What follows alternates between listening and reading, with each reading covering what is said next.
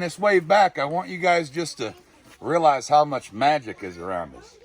So did you guys know that even though plants don't have brains like us, they actually can think, they are intelligent, and they can actually communicate to each other.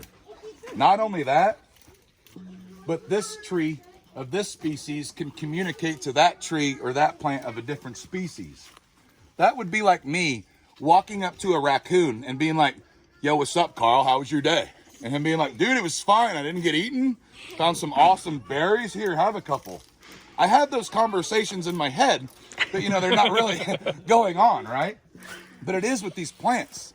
So guys, have you ever seen the movie Avatar with the blue aliens? So much. Word. Listen to this, and remember I'm a scientist when I'm saying this. That movie is more real than you could ever possibly imagine. So, in the movie, they have the mother tree. There is a real mother tree on planet Earth. We don't walk up to it and stick our hair on it to connect and talk to the old ones. But imagine this mother tree on planet Earth isn't a tree, it's a mushroom. And it's called mycelium.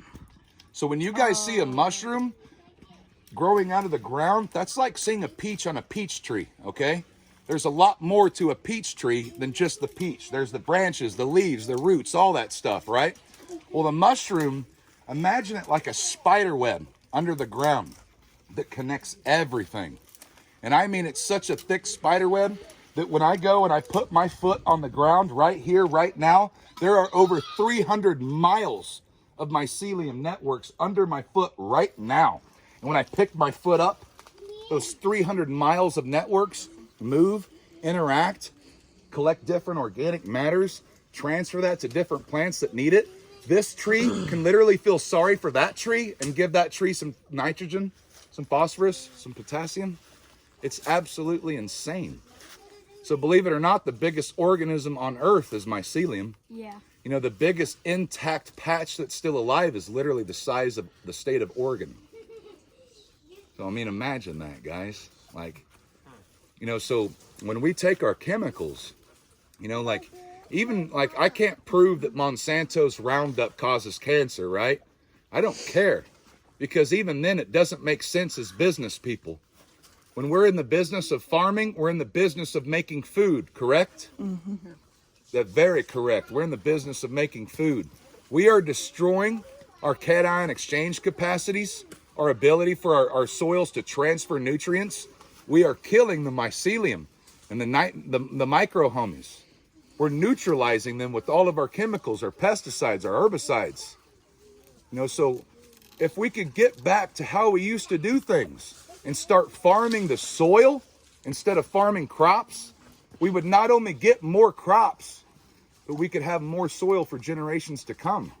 Because doing it that way, think of all those little micro homies like the mycelium as cell phones, making phone calls for plants. Yo, this little homie right here needs nitrogen. Yo, we need some more phosphorus over here. Can we get some phosphorus?